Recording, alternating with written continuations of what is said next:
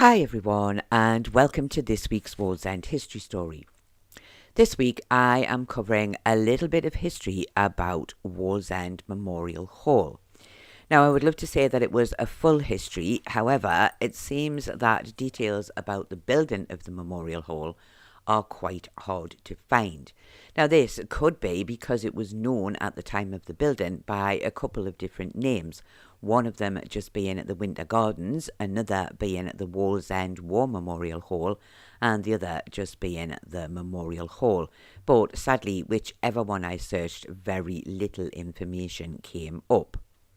So I have put together what I have and we will see how it goes. I hope that you will still find it interesting. And I just want to add that I know I did promise to do an indoor video of the Memorial Hall a while ago. And I do still plan to do that. But this year, as some of you probably know, a lot of other things have got in the way. So it's been a little bit held up. So it might not be done until next year. Anyway, on to this week's history story. Long before Wallsend had a war memorial, discussions were held to find something suitable for the town. Sir J.B. Hunter was someone who was always doing things for Wallsend, and he was quick to offer the land next to the Wallsend Cafe where he said a memorial hall could be built. However, it seems the committee were not keen to agree to this without holding a meeting for the people of the town. This meeting was held and Sir J.B. Hunter spoke of his proposals, and the committee and the people of the town were a little bit shocked at the estimated cost to build and did not feel that they could justify this. So the idea was rejected in favour of a monument in a different location.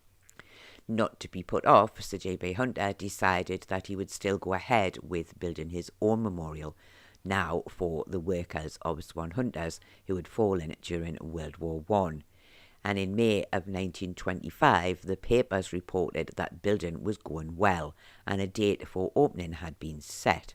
And it was believed that Field Marshal Lord Plummer would perform the opening ceremony. However, it was also stated that this may not be possible due to his recent appointment in Palestine, and in the end it would not be Lord Plummer who opened the Memorial Hall, or the memorial part.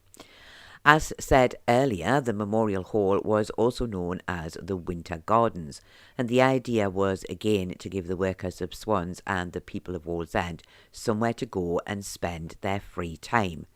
Sir J.B. Hunter was a man who did not like his workers drinking, so somewhat like his Wallsend Cafe, or Coffee Palace as it was called at the time it was built, there would be no alcohol on sale at the Winter Gardens.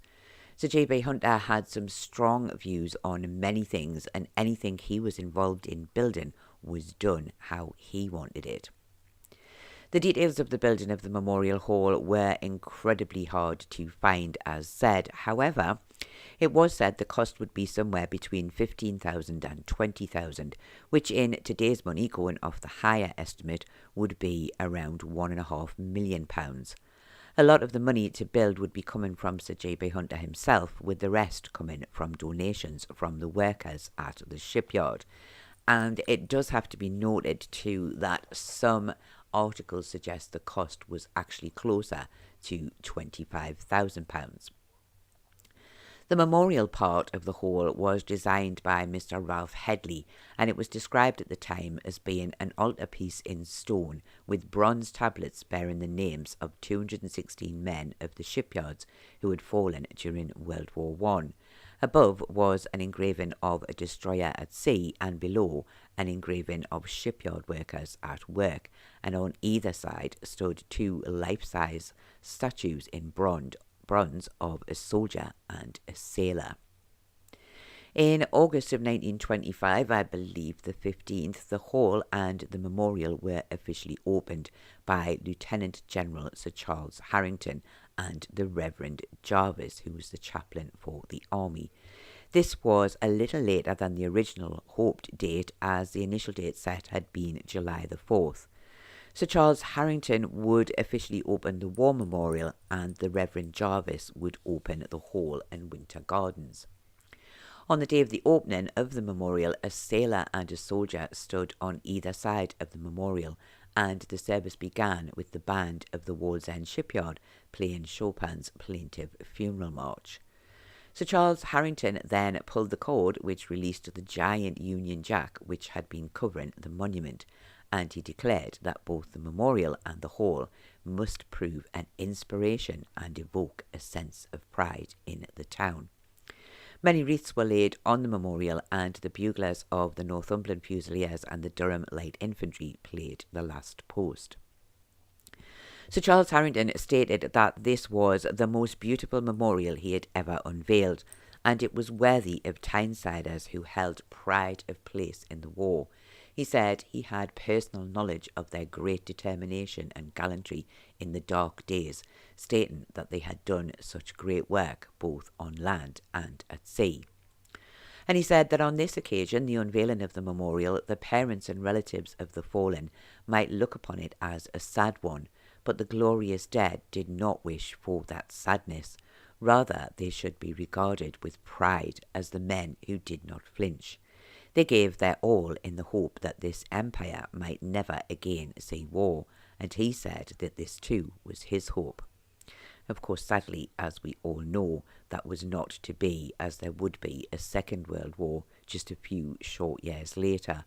Although Sir Charles Harrington would not see action in the Second World War, he died in 1940, aged 68, shortly after his retirement from the army.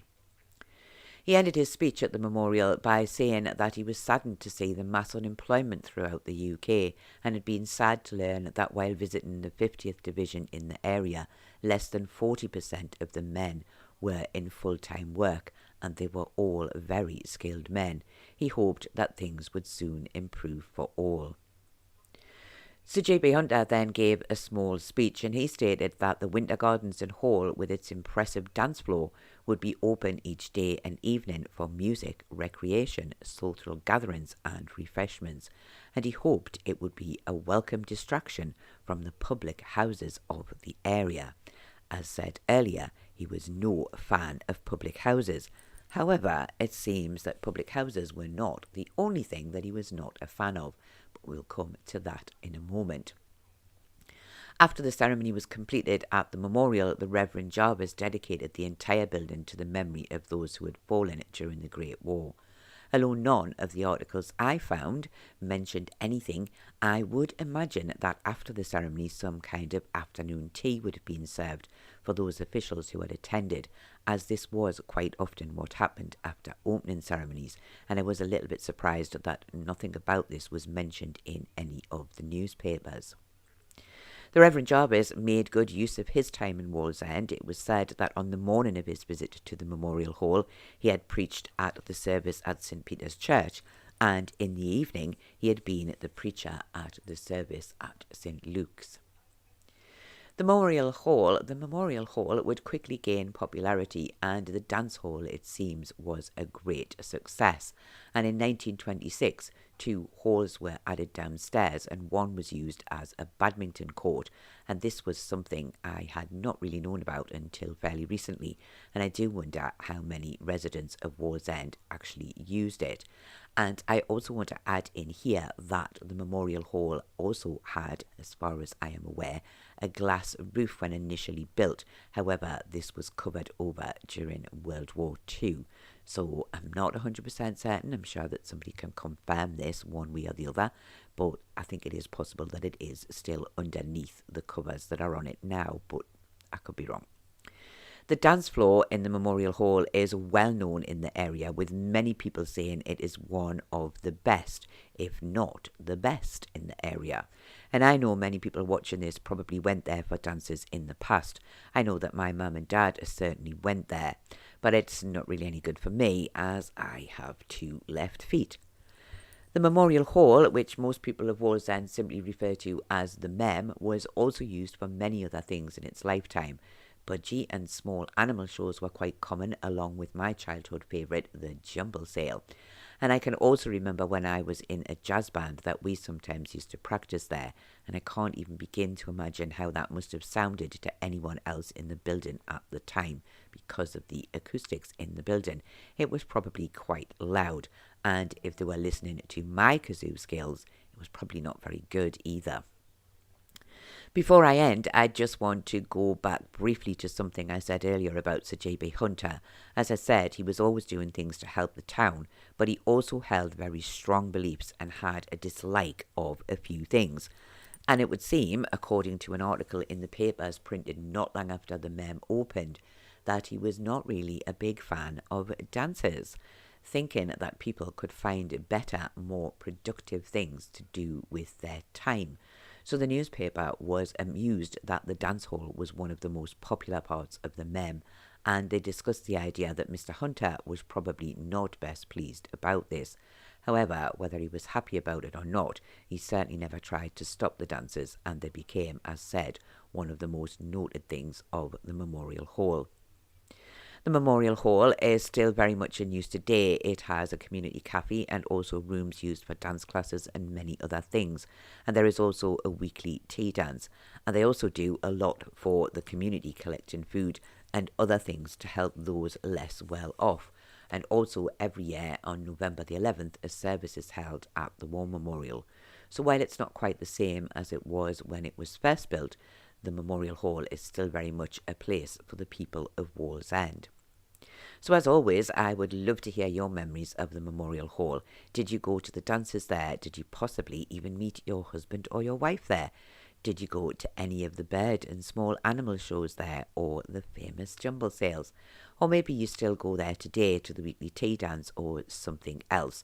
So do please tell me your stories in the comments below, as I really do love to hear them.